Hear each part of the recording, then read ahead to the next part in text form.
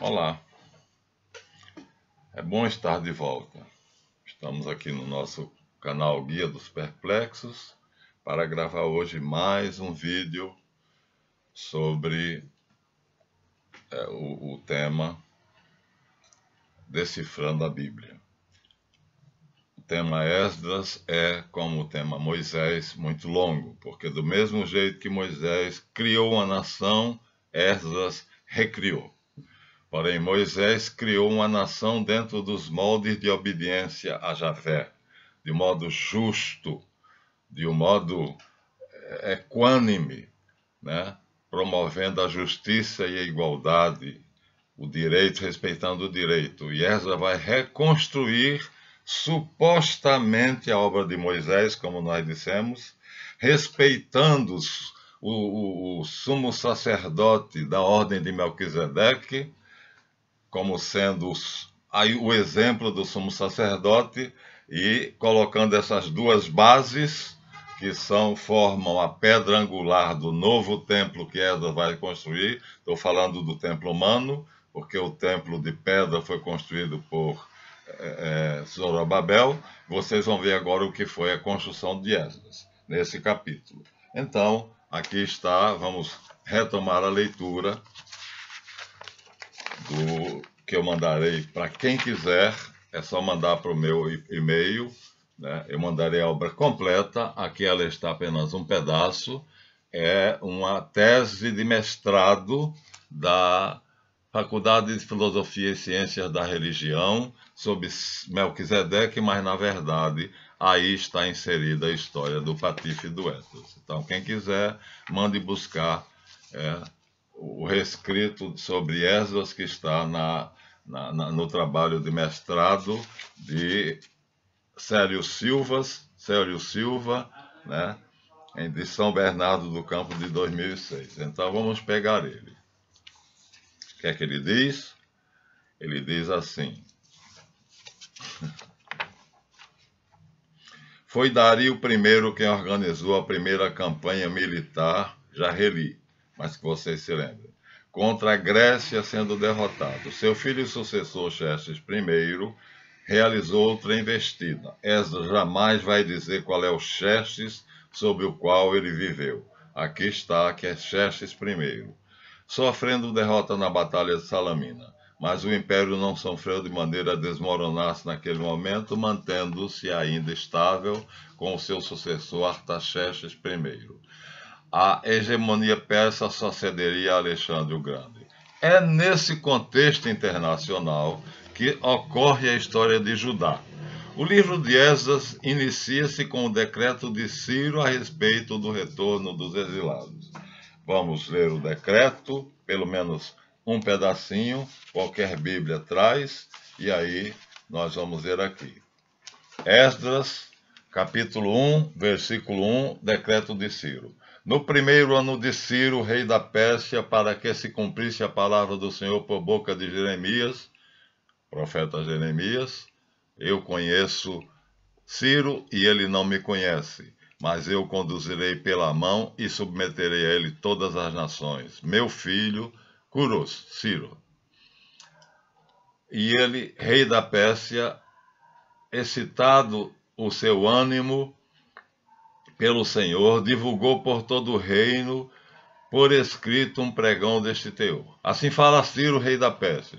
O Senhor, Deus dos céus, deu-me todo o reino da terra, e ele me incumbiu de lhe edificar um templo em Jerusalém, cidade da Judéia. Era o teor da carta de Jeremias, da profecia. Quem dentre vós pertence de qualquer maneira ao seu povo, esteja com ele o seu Deus, e suba para Jerusalém da Judéia, e edifique o templo do Senhor, Deus de Israel, aquele Deus que tem morado em Jerusalém. E a todo sobrevivente em qualquer região que habite, auxiliem-no a gente do lugar com prata, ouro, bens e cavalgaduras, e também com donativos voluntários para o templo de Deus que tem morado em Jerusalém. Então, o livro de Esdras começa assim, com o decreto de Ciro. Está aqui, certinho, inclusive repetindo o que estava em Eclesiastes. É o trabalho do nosso queridíssimo mestrando. Ele já é pós-graduado e está fazendo esse trabalho de mestrado. Então está ali o decreto de Ciro do qual ele se refere, né? Então ele diz: nesse contexto internacional ocorre a história de Judá. O livro de Esdras inicia com o decreto de Ciro a respeito do retorno dos exilados. Acabamos de ler. Continuando, então. Eles poderiam voltar trazendo os vasos sagrados do templo de Yahvé, que havia sido transportado para a Babilônia no templo de Nabucodonosor. O exílio havia representado para Judá um meio pelo qual transformações fundamentais, agora eu vou grifar, para vocês perceberem que aqui eu vou falar da canalice que o Patife fez. Transformações fundamentais. Então ele diz que vai repetir Moisés, que ele vai repetir Melquisedeque. Vocês vão ver, na verdade, a monografia de mestrado diz transformações fundamentais. Então ele não pega simplesmente Melquisedeque, rei, profeta e sacerdote de Salém, vindo do santuário monoteísta da Babilônia, e o tem como modelo. Ele não pega o pacto do Sinai, ou repetido em Deuteronômio, o código deuteronomista, e segue. Não. Ele pega isso só para inglês ver, e ele vai fazer transformações fundamentais. Veremos no livro dos próprios judeus que transformações fundamentais foram essas. Estará aqui em Bernard Casper e vou ler para vocês. Ele vai dizer, né, vai deixar escapar e nós vamos explicitar. Então, transformações fundamentais, quer dizer, dos fundamentos. E os fundamentos estão em Moisés. Logo, ele vai anular Moisés. Por isso Jesus vai dizer aos escribas: vós confiais em Moisés, porque citais a lei de Moisés, para que eu não cure em sábado. Pois bem, eu vos digo, se cresceis em Moisés, crereis também em mim, pois ele deu testemunho a meu respeito. E eu digo mais, Moisés será o vosso acusador, e não eu. Porque eles pegaram a obra de Moisés e reformularam fundamentalmente. Estariam ocorrendo no sentido de um renascimento cultural religioso sem precedentes na história dos judeus. Bastaria isso para saber que boa coisa Esdras não fez. Muito menos seguir o pacto do Sinai, né, e o código deuteronomista. Aqui já está na obra de Célio Silva, em poucas palavras, a obra de Esdras. Mas nós vamos à minuta, nós vamos minudenciar. Continuemos. Antigas tradições concernentes a Israel e Judá passaram por um reexame, uma releitura, adaptando-se à nova situação. Quer dizer, adaptaram a Bíblia ao que Esdras queria. Esdras queria, pelo menos ele dizia, que o povo devia se adaptar, voltar à lei de Moisés. Vou ler isso para vocês. E fazia, era que nem Valdomiro o apóstolo, era um ator perfeito. Olha que maravilha. Olha como ele convoca a comitiva para irem E ali, às margens do rio Ava, promulguei um jejum para nos afligirmos diante de nosso Deus e impetrar dele uma feliz viagem para nós, para a nossa família e para tudo que levávamos conosco, porque tive vergonha de pedir ao rei uma escolta. Mas a mão do nosso Deus está com todos os que buscam sinceramente, viu? Ao passo que o seu poder e a sua ira estão contra os que o abandonam. Jejuamos, pois, e suplicamos ao Senhor para isto. E ele nos ouviu. Como ele nos ouviu? Separei 12, ele ainda agindo, dentre os principais sacerdotes, ou seja, um representante de cada tribo, 12 tribos, 12 sacerdotes, isso é, Serabias, Asabias, e com eles 10 de seus colegas, pesei-lhe prata e ouro, e tudo que tinha sido doado pelo rei, que lá se encontrava. Pesei, pois, e entreguei nas suas mãos 650 talentos de prata, objeto de prata no valor de 100 talentos, 100 talentos de ouro, 20 taças de ouro avaliadas em 1000 dáricos e 2 vasos de ouro fino. E disse-lhes: sois consagrados ao Senhor. Agora é ele quem consagra os sacerdotes, porque já foi nomeado sumo sacerdote. Vou reler, tá? Esta prata e este ouro são oferenda voluntária ao Senhor, Deus de nossos pais. Vigiai e guardai-os até que os peseis diante dos chefes, dos sacerdotes, dos levitas e dos chefes de família, em Jerusalém, na dependência do templo de Deus. Sacerdotes e levitas receberam o peso de prata, de ouro e os vasos para levar a Jerusalém ao templo do Deus de Israel. Muito bem. Então, ele convoca os primeiros 12 sacerdotes, chefes de cada tribo. E ele é quem os escolhe. Já começa aí a exercer a autoridade dele de sumo sacerdócio. E quem deu? Rescrito de Artaxerxes a Esdras. Artaxerxes, rei dos Sete, já li. Rei dos reis a Esdras, sacerdote e doutor da lei de Deus dos céus. Saúde. Sofer Meir, doutor da lei. E agora eu dei ordem para que todo aquele do povo de Israel, do sacerdote e do levita dentro do meu reino, que quiser ir para Jerusalém, possa ir contigo. Zorobabel já estava lá, já tinha construído o templo e os muros, mas ainda tinha muros a construir. Também para levarem a prata e o ouro que o rei e os seus conselheiros oferecem voluntariamente. Ele próprio deu, além do que Ciro já tinha dado, né? E toda a prata, além dos donativos espontâneos do povo e dos sacerdotes. Com esse dinheiro, pois, comprarás diligentemente novilhos para sacrificá-los. Com os restos, faz o que te parecer. Faz o que te parecer, a ti e os teus colegas, segundo o beneplácito do vosso Deus. E aqui está falando do culto, e tudo mais que for necessário para o templo teu Deus, que te tocaste fornecer, ser-te-á dado do tesouro real.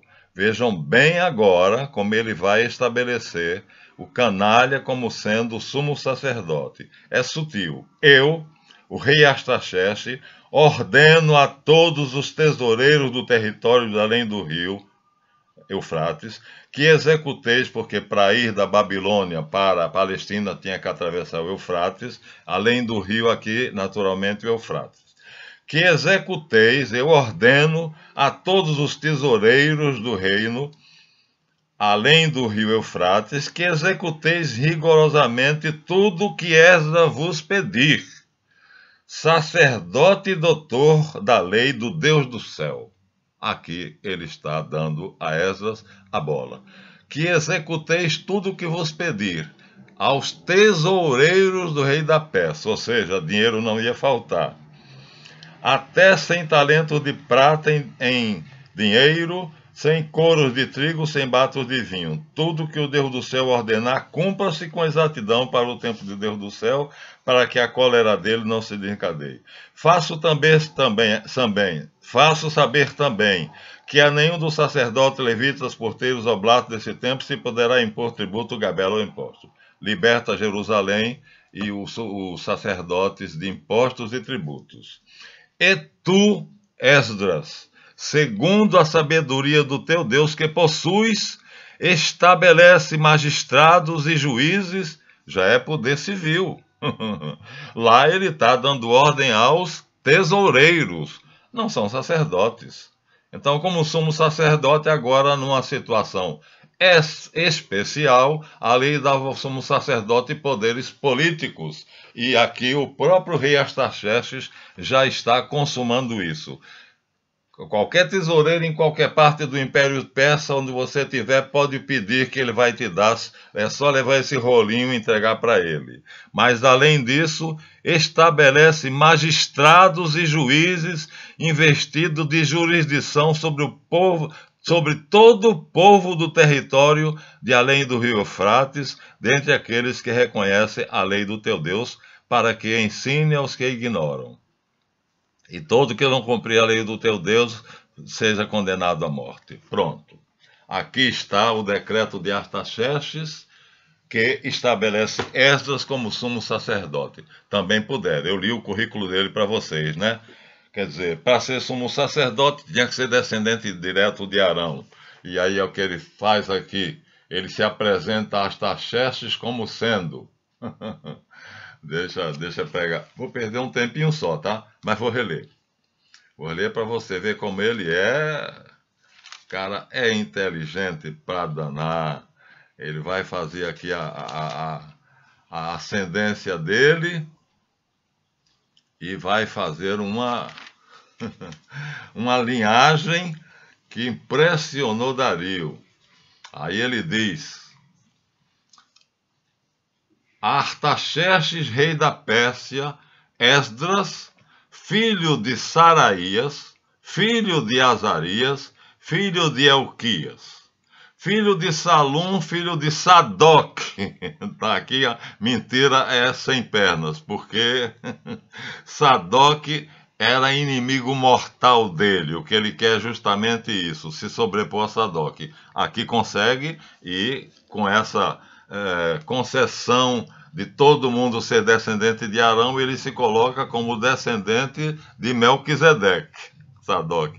Filho de Aquitobe, filho de Amarias, filho de Azarias segundo, filho de Meraiote, filho de Zaraías, filho de Ozi, filho de Boqui, filho de Abizua, filho de Finéias, que gera um nome de peso, filho de Eleazar, filho de Arão, o sumo sacerdote. Ele é, portanto, segundo o currículo dele, descendente de Finéias, que é filho de Eleazar, que é filho de Arão, primeiro sumo sacerdote de Israel. Baseado nesse currículo, Artaxerxes, então, dá a ele o poder sacerdotal e político. Nomeia ele sumo sacerdote com direitos políticos, já que, em caso, diz a lei judaica, em casos excepcionais de confusão ou de guerra, não havendo ou havendo confusão entre quem é que exerce o poder político, o sumo sacerdote automaticamente adquire o poder político para reorganizar o povo. Pronto. Ali ele está, como sumo sacerdote e como príncipe. Tá? E ali ele diz que escolheu, olha, a canalice é grande demais. E escolhi 12, onde é que ele fala? Separei 12 dentre os principais sacerdotes, quer dizer, entre cada grande sacerdote de cada tribo, ele escolhe um, e assim ficam os 12 grandes sacerdotes submetidos ao sumo sacerdote Esdras. Poder total sobre o sacerdócio, poder total sobre o tesouro real, que Artaxerxes diz que ele pode chegar em qualquer tesoureiro que obedece ao rei da Pérsia e pedir o que ele precisar para a construção do templo. Poder político, jurisdicional para nomear magistrados, juízes jurisdicionais e a respeito do retorno dos exilados. Então, querem mais? Todo o poder foi dado a ele, civil e religioso, né? Logicamente, então ele é o rei e é o sumo sacerdote. Como o tempo é de exceção, ele aproveita-se da lei, que dando esse poder ao sumo sacerdote em tempo de exceção, Artaxerxes o nomeia príncipe. Muito bem. Mas Esdras vai fazer transformações fundamentais no sentido de um renascimento cultural religioso sem precedentes na história. Antigas tradições mosaicas e patriarcais concernentes a Israel e Judá passaram por um reexame, releitura, adaptando-se à nova situação. É o Concílio Vaticano II para nós, que foi uma desgraça, né? Em vez do altar-mor, se fez aquela banqueta de vendedor na frente do sacerdote, onde ele oficia a missa. Padre Roberto dizia assim: eu tenho vergonha quando fico para respeitar o povo, diz Paulo VI, o sacerdote não deve ficar de costas para o povo, fica de costas para o Cristo no sacrário, né? E aí o Concílio Vaticano II faz essa reorganização e releitura. A mesma coisa fez Esdras, só que o Papa que fez isso é um herege. João 23 era maçom e judeu. Quem quiser pode procurar, vai encontrar. João 23. E Paulo VI, que executou o concílio, era Rosa Cruz. Portanto, dá continuidade ao trabalho de João 23, que é desgraçar a igreja. O cavalo de Troia na cidade de Deus, escreve o livro Dietrich von Hildebrand. O cavalo de Troia na cidade de Deus, quer dizer, o Papa, dentro do trono pontifício, determina a autodemolição da igreja. É o que está no livro. Ainda estamos vendo Francisco lidando com uma coisa e outra. Ora, ele dá liberdade, agora diz que apoiou os gays. Não, ele disse que é justo se 2 homens ou 2 mulheres constroem um patrimônio e se um deles morre, é justo que o outro fique com o patrimônio construído por ele também. E antigamente, antes dessa lei, que no Brasil já vige, e no mundo todo, a família do morto vinha e pegava a parte dele. Ora, não foi feito aquilo ali, aquele patrimônio não foi feito com a contribuição da família do morto. Foi feito pelos dois. Que seja homem com homem, mulher com mulher, mas foi feito pelos dois. Então o que o Papa quer é respeite-se o direito e a justiça. Se são 2 homens, se são 2 mulheres, não importa. Aqui a questão não é de moral, é de direito. Se 2 homens construíram um patrimônio, um morre, é do outro. O todo passa para a parte que herda. Se são 2 mulheres e uma morre, a parte da defunta passa para a viva que herda. Meu Deus do céu, estão fazendo disso um dilúvio, a heresia se abateu sobre a igreja. É uma questão de direito, é uma questão de justiça. Vinha, antes dessa lei, que o Papa apoia no seu decreto, vinha a família do morto e tomava a parte dele. E o outro, coitado, que construiu junto com o companheiro, ou a outra que construiu junto com a companheira, eu tenho vários casos conhecidos e pessoas amigas minhas, porque eu não tenho nenhuma restrição à opção sexual, ou à tendência sexual, ou seja lá como eles quiserem falar, que eles têm eles dizem que não é opção. Quem nasce gay é gay e acabou. Então, mas eu vou usar o termo, eles me perdoem. Eu não tenho nada a ver com a opção de cada um. Tenho a ver que você seja um cidadão honesto, trabalhador, cumpridor das leis, respeitador do seu cidadão, concidadãos, e todos eles são. E se decidem se unir numa casa, homem com homem, mulher com mulher, então, e constroem um patrimônio, por direito o patrimônio é dos dois. E se um falecer, como eu já disse, não vou repetir, o outro herda. E não a família do morto. Foi só isso que Francisco falou. Tiraram do contexto e disseram heresia, heresia, esse Papa não é Papa. O principal crítico dele, que é um desgraçado lá dos infernos, não chama ele de Papa, chama ele de, como é o nome dele, de argentino, meu Deus do céu, Bergoglio.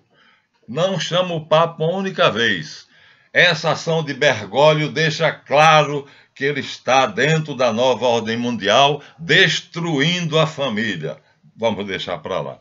Mas a mesma coisa fez João 23 e Paulo VI continuou. Eu disse a vocês que na Idade Média, meu Deus, eu ontem lembrei com tanta facilidade. Chega na hora aqui, né?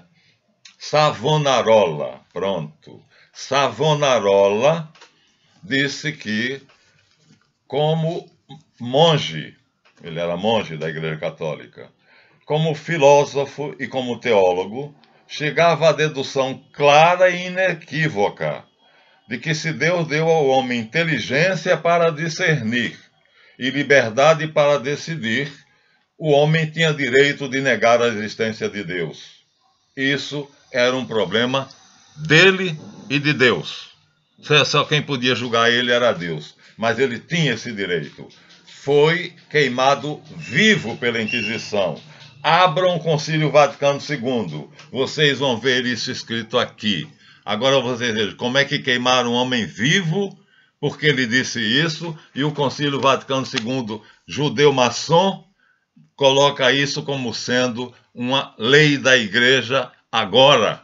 Então, ou lá estava errado, ou cá estava errado. O que não pode é matarem Savonarola porque ele disse isso, e depois os 306 bispos do Concílio Vaticano II dizerem que ele estava certo. Estava uma ova. O fato é que ele já morreu.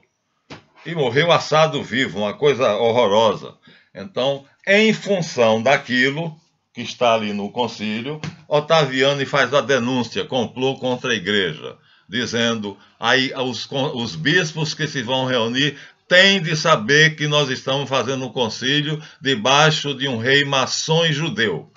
O grande sonho da maçonaria cumpriu-se. Está aqui, dados preciosíssimos, inclusive a origem do comunismo, né? E aqui um documento de grande valor, que eu já li para vocês, que diz que foram fechados os bancos que financiaram Trotsky, Lenin na Revolução Marxista dos bolcheviques. Olha, vou mostrar para vocês primeiro a página.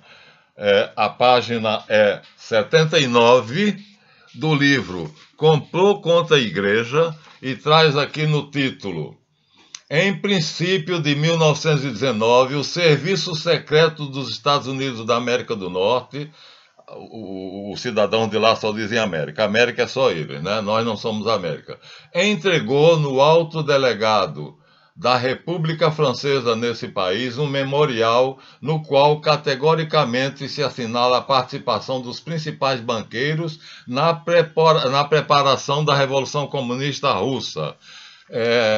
Número do decreto 78.186, transmitido pelo Estado-Maior do Exército, segundo o gabinete. Em fevereiro de 19... Agora já é o texto do decreto. Em fevereiro de 1916, soube-se pela primeira vez que na Rússia se estava fomentando uma revolução. Descobriu-se que as pessoas e firmas que a seguir se mencionam estavam implícitas nesta obra de destruição. Veja, isso é do exército americano para o Estado-Maior do exército americano. Jacob Schiff, judeu. Kuhn, Leb e companhia, judeu. Direção das operações, Jacob Schiff, de novo. Felix Warburg, judeu. Otto Kahn, judeu. Mortmann Schiff, judeu. Jerônimo Hanauer, judeu. Ainda pertencem à organização Guggenheim, judeu, e Max Breitung. Agora retoma a palavra o autor do livro. Em princípio isso é de 1916. Em princípio de 1917, o poderoso banqueiro Jacob Schiff, braço direito do clã de Rothschild, começou a proteger Trotsky, judeu franco-maçom, cujo verdadeiro nome era Bronstein. A missão que lhe encomendava era dirigir na Rússia a Revolução Social. O jornal de Nova York, Forward, diário judeu e bolchevista, também o protegeu com o mesmo objetivo. Também o ajudavam financeiramente os grandes bancos, a Casa Judaica Max Warburg, de Estocolmo, Suécia, o sindicato Westfaliano Renano e pelo judeu Olef Ashberg, da Nierbanken, de Estocolmo, e por Životovsky, judeu, cuja filha se casou com Trotsky, e deste modo se estabeleceram as relações entre os multimilionários judeus e os judeus proletários da Rússia. Assim foi criada a Revolução Russa, que derrotou o czar em plena Guerra Mundial. Sabiam que o czar estava enfraquecido. De 1914 a 1918 era a guerra, todo o exército do czar estava na guerra, então Lenin fez uma força de camponeses. Portanto, os militares estavam na guerra, não obedeceriam a ele, e sim ao czar. Ele organizou uma força, através de uns estratagemas, pequenos grupos, que chamavam lá de comunas, e essas comunas se organizaram, se armaram e de repente invadiram Rússia, capital Moscou. Invadiram Moscou, invadiram o Palácio do Czar, mataram a família Romanov toda e não deixaram ninguém vivo. Uma carnificina, uma coisa cruel. Fala-se de Anastácia, a princesa que não morreu. Besteira. Morreu todo mundo, temos prova disso. Está aqui, ó. O livro foi jogado por um dos bispos do Concílio Vaticano no lixo, porque ele era a favor da reforma do Concílio Vaticano II. E sendo ele a favor, esse livro não fazia o menor sentido. Então, ele queria isto. Então, já havia no clero o cavalo de Troia na cidade de Deus, como diz Dietrich von Hildebrand, a autodemolição da igreja. E ele citava as palavras de João 23. João 23 diz que abriu a janela do Vaticano para sair o mofo de uma igreja que já está defasada, está completamente fora de contexto, e entrou a fumaça de Satanás, diz von Hildebrand no seu livro. Saiu o mofo, mas entrou a fumaça de Satanás. Então, o livro tem coisas preciosas como essas, embora tenha exageros, portanto, nós não vamos nos atermos ao livro, mas o que foi feito ali no Concílio Vaticano II, por João 23 e Paulo VI, vai ser feito por Esdras no judaísmo. Vamos voltar para Esdras, mas você vê que tudo se repete, né? Como dizia Chacrinha, na televisão brasileira nada se cria, tudo se copia. Pois bem, não é só na televisão brasileira, parece. Tá? Então, vamos adiante, mas não vamos adiante aqui. Aqui ele já disse que Esdras decidiu-se a fazer transformações fundamentais no sentido de um renascimento cultural religioso sem precedente na história.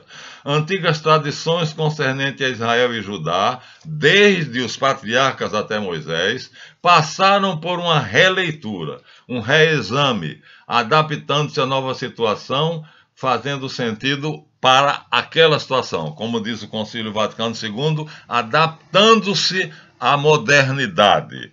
A igreja nunca deve se adaptar ao mundo. Jesus Cristo diz, vós não sois do mundo, para os apóstolos. Eu não sou do mundo. O mundo vos odeia, porque vós não pertenceis ao mundo. Tereis o ódio do mundo. E dizendo isso, eu assumo o ódio do mundo como cristão. Vamos ler em Bernard de Casper o que foi que aconteceu.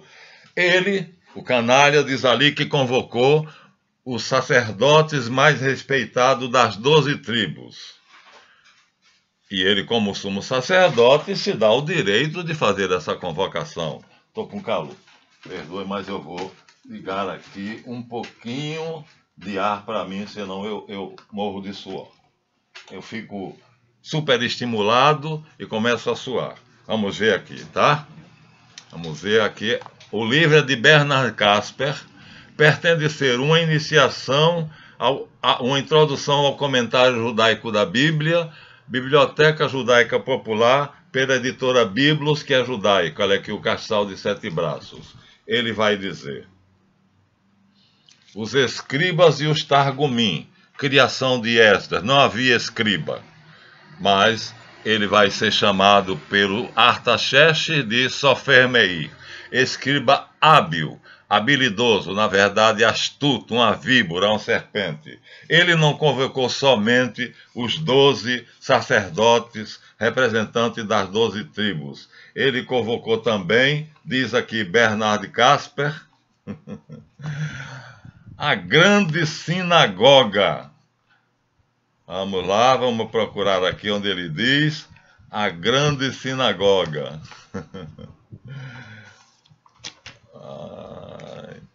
Aqui. Segundo uma passagem clássica do Talmud, não, vamos mais subir, um pouquinho mais acima. Na medida em que a maioria dos livros interessava, a Torá os 5 livros de Moisés, por exemplo, e os profetas, jamais houve qualquer dúvida acerca do caráter sagrado inspirado dos mesmos. Foi somente depois do retorno do exílio babilônico, quando com o correr do tempo mais livros foram adicionados, que surgiu a discussão se essas últimas obras deviam ser consideradas canônicas ou não e tratadas com a mesma reverência. Foi então que começou o processo de seleção. Estamos aí na reforma de Esdras. Segundo uma passagem clássica do Talmud, Baba Batra 14:15, a coleção de livros bíblicos já era conhecida e aceita nos dias de Esdras. Já havia um cânon estabelecido antes. Essa descrição dá a ordem dos livros e faz a distinção nítida entre os Nebiim e os Ketubim, os profetas e os livros históricos, mencionando sob o último título os seguintes livros: Ruth, Salmos, Jó, Provérbio, Eclesiastes, Cântico dos Cantos, Lamentações de Jeremias, Daniel, Esther, Esdras e Crônicas. A descrição continua dando os nomes dos autores de cada obra, concluindo assim. Agora o texto é da época. Os homens da grande sinagoga escreveram Ezequiel, os 12 profetas, Daniel e Esther. Esdras escreveu o seu próprio livro e a genealogia do livro das Crônicas. Que maravilha! Ele refaz a genealogia que tinha virado pó. Do tempo dos patriarcas, do tempo de Moisés até agora, ninguém sabia onde estava a genealogia. Esdras refaz a genealogia. De que maneira? Segundo o gosto dele, é lógico. No livro das Crônicas e no livro dele. Ora, o próprio Esdras pertencia, ou melhor, vamos dizer, chefiava os homens da grande sinagoga. O que são os homens da grande sinagoga? Não são os 12 sacerdotes que ele selecionou lá entre as 12 tribos de Israel. Os maiores sacerdotes não são. São, na verdade, todos os judeus ricos e poderosos do mundo, que se reuniram na Babilônia durante 3 anos para discutirem como eles governariam o mundo. Esdras já tinha plantado a sua armadilha, ou seja, tudo será feito sobre a lei de Moisés, a revelação do Sinai, né? O Pentateuco. Já tinha colocado, portanto, a base que o nosso queridíssimo rabino Meir Metzilah Malamed coloca aqui. Esse livro sagrado dos judeus era, segundo Esdras anunciou em público, a base da sua nova, vamos dizer assim, instituição, os escribas. Mentira! Ele fez uma revisão de tudo. Ele fez uma revisão de tudo, ele fez uma seleção, ele fez um renascimento, ele criou uma nova religião. Vai estar ali em algum lugar, a nova religião de Esdras. E é aí que ele bate de frente, não ele, mas os discípulos dele, com Jesus Cristo. Ora, o próprio Esdras pertencia aos homens da grande sinagoga. Não é só pertencia, chefiava, porque ele era o sumo sacerdote e o príncipe. Consequentemente, pelo fato dele e sua obra terem sido distinguidos por uma referência especial e separada no fim da lista, parece que a pressuposição era de que as escrituras foram realmente completadas nesta época. Ele dá a mão final. Ele é a última mãozinha que faz o que quer com as escrituras. Foram 5 mãos. Nós dissemos o javista, o eloísta, Priest, o autor sacerdotal, o deuteronomista, que os acadêmicos dizem que foram 3, e, finalmente, Esdras. E Esdras pega todos os outros e faz deles o que quer, porque é ele quem finaliza. O revisor final é ele. Ah, meu Deus do céu. Então, os livros dele são destacados por uma referência especial e separado no fim da lista. Parece que a pressuposição era de que a escritura foi realmente completada nessa época. Isso foi certamente presumido no período grego. Por exemplo, os escritos de Ben Sirach, no século III, revelam que ele estava familiarizado com a Torá e os profetas em sua forma atual. Já não era mais a Torá de Moisés. Então, olha de novo, hein? Vou reler. Por exemplo, o sábio Ben Sirac, que não é por Jesus Ben Sirac, no terceiro século, então Esdras já tinha ido para o pó, me perdi, revela que ele estava familiarizado com a Torá e os profetas em sua forma atual. Logo, a forma que está aqui foi modificada. Graças a Deus, temos esta. E graças aos rabinos fiéis. Porque a de Esdras é o Talmud.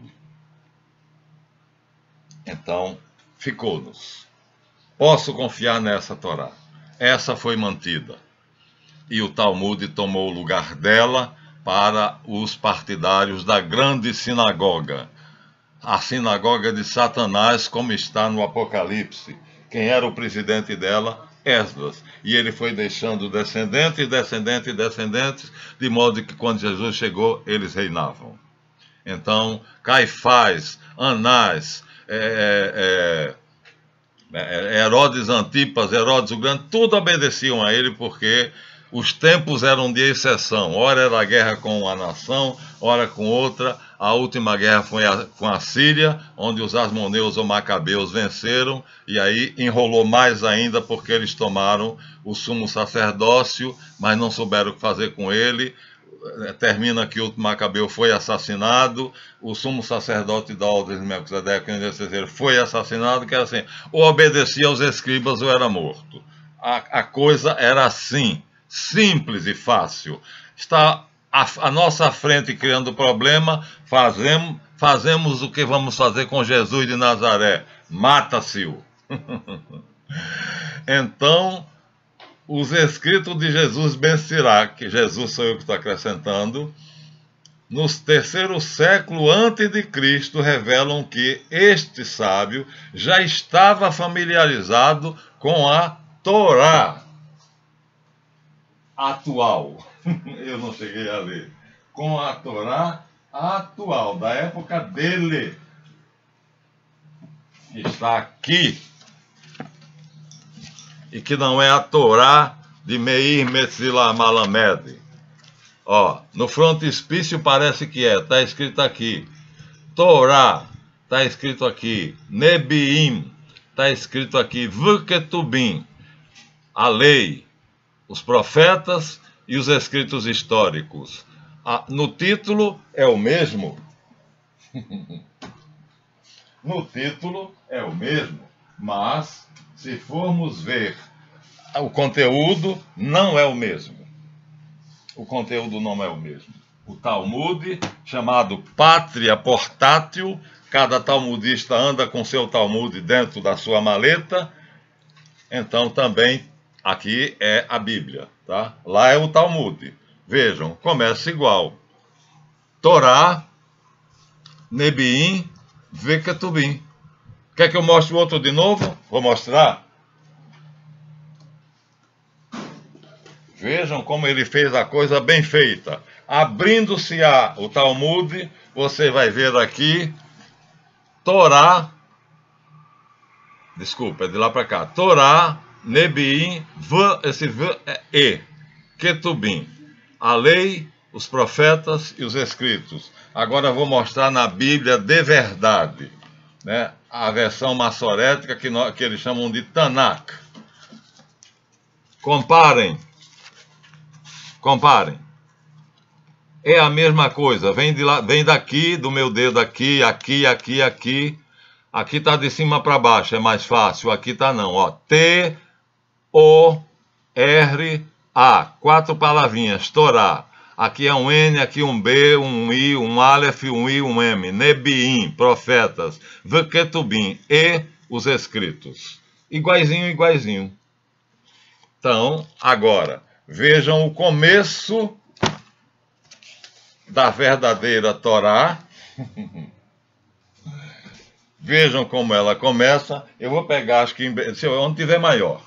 Para facilitar para vocês, vou pegar onde tiver maior. Para vocês poderem ver que o que caracteriza a veracidade de um livro é que a primeira palavra do livro, como não havia o costume de se dar títulos, a primeira palavra é o título do livro.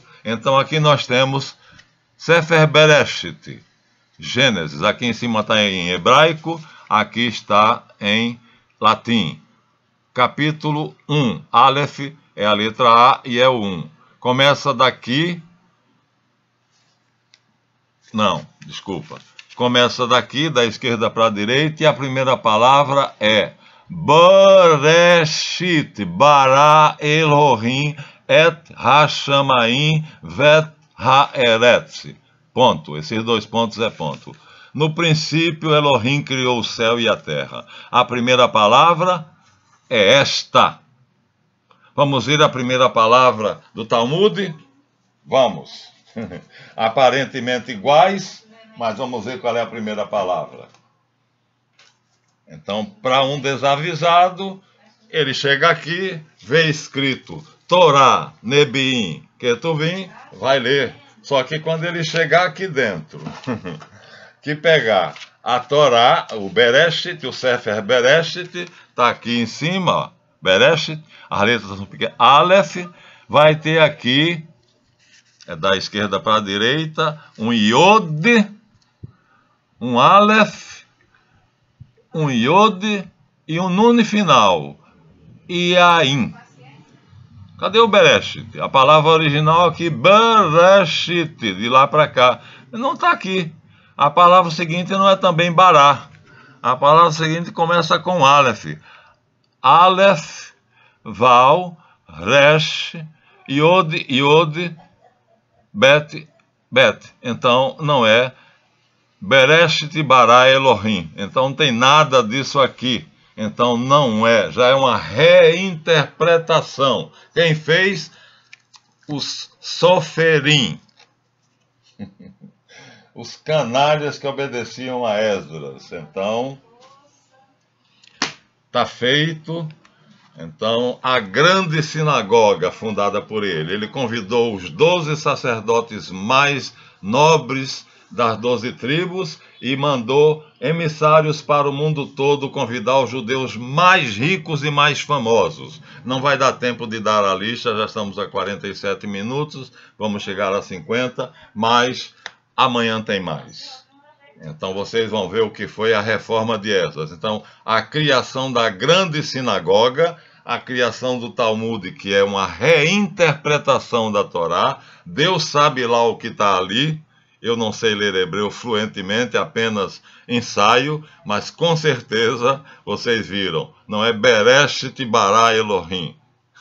Yain e não sei mais o que lá. E a grande sinagoga é o quê? A Recal. Uma comunidade judaica no mundo inteiro que pode se chamar Benai Berit, filhos de aliança, da aliança, mas podem também se chamar, graças ao rei no exílio, o exilarca, que foi o Montefiore, né? Que ele criou vários organismos internacionais. Então, numa primeira crise judaica, Montefiore, o livro é inequivocamente judeu, Isaac Sexton, História dos Judeus. Montefiore, ele cria 2 organismos internacionais. O primeiro ele chama de Board of Deputies of British Jews. Como é que eu posso dizer? Oh, meu Deus. Bancada, não, gabinete. Gabinete dos representantes dos judeus britânicos. Está aqui. É a primeira organização que ele cria. Depois, ele vai criar ainda outra, porque os judeus continuam tendo problemas. Ele vai continuar e vai criar uma mais forte. Essa mais forte está aqui.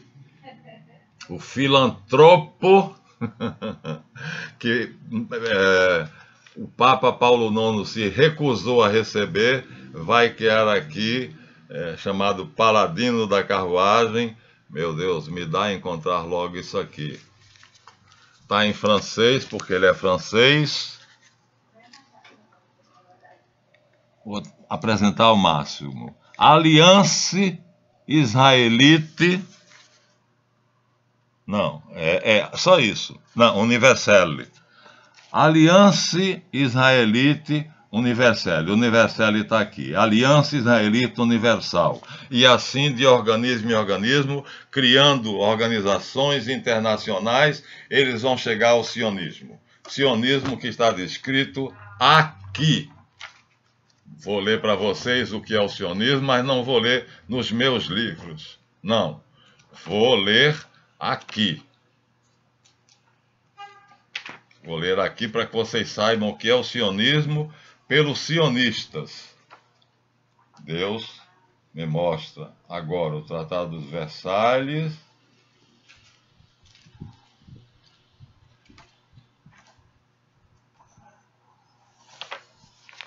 Está riscado aqui, não sei quem riscou. Não sei se dá para ver. O sionismo, antecedentes. Capítulo 1, parte 2. É logo depois. Vai ficar mais clara a palavra sionismo. O sionismo, os precursores. Tá claro? Pois bem, a grande sinagoga era o sionismo internacional, político e econômico. Hoje estamos debaixo do dinheiro de Rothschild, ele faz o que quer com o sistema econômico de qualquer país e elege quem ele quer, porque todos os políticos precisam de dinheiro para a eleição. O dinheiro liberado, os 4,5 bilhões de reais liberados pelo governo não é suficiente. Eles têm que se ajoelhar diante dos sionistas para pedir arrego, dinheiro, e os sionistas dão com gosto.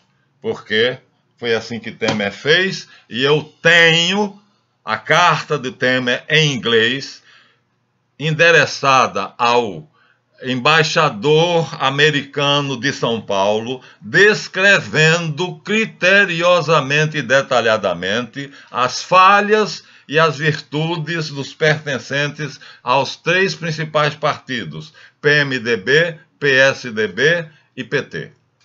Para quê? Para que os americanos pudessem fazer a nossa política. Portanto, não somos nós que fazemos os presidentes, são eles.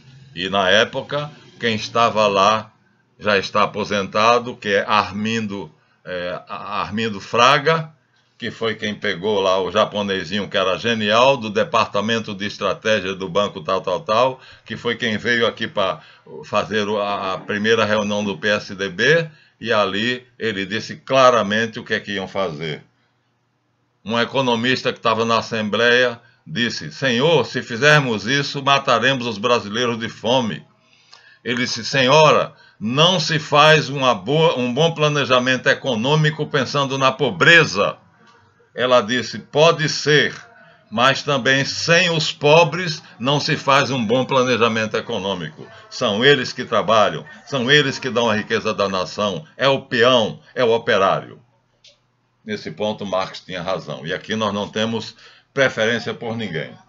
É o peão quem dá a riqueza da nação. Ele que levanta de madrugada, né, e vai pelo trem, pelo ônibus e tal trabalhar. Então, a grande sinagoga, que São João no Apocalipse chama a Sinagoga de Satanás, e que Bernard Casper diz apenas a grande sinagoga, é, na verdade, o Partido Sionista Mundial, fundado na Babilônia pelo canalha do Esdras, por volta de 533, e que só vai tomar o nome de sionismo no momento certo. Sion, do Monte Sião. Acho que eu já disse o suficiente nesse capítulo, não sei ainda que título darei, mas já expus. Então, o objetivo de Esdras, vamos dizer assim, já foi mais ou menos atingido. Os judeus ricos saem para o mundo todo para voltarem a exercer suas funções. E aí está o grande poder deles. Mantendo as suas relações internacionais e mantendo contato entre si secretamente, eles vão de conquista em conquista, criando conflitos, criando problemas para as nações, jogando umas contra as outras. E na guerra, o que é que Rothschild faz? Ele emprestou à Inglaterra o dinheiro que ela precisava e emprestou a Napoleão o dinheiro que ele precisava. Quem ganhasse estava na mão dele. Que estratégia maravilhosa, né? Não importa quem ganha, eu financio Napoleão, eu financio a Inglaterra. Ganhou, o país é meu. É assim que o clã Rothschild faz. Por isso é o dono do mundo. É assim que a grande sinagoga é. Não foi Rothschild quem inventou essa estratégia. Foi o genial, diabolicamente genial Esdras.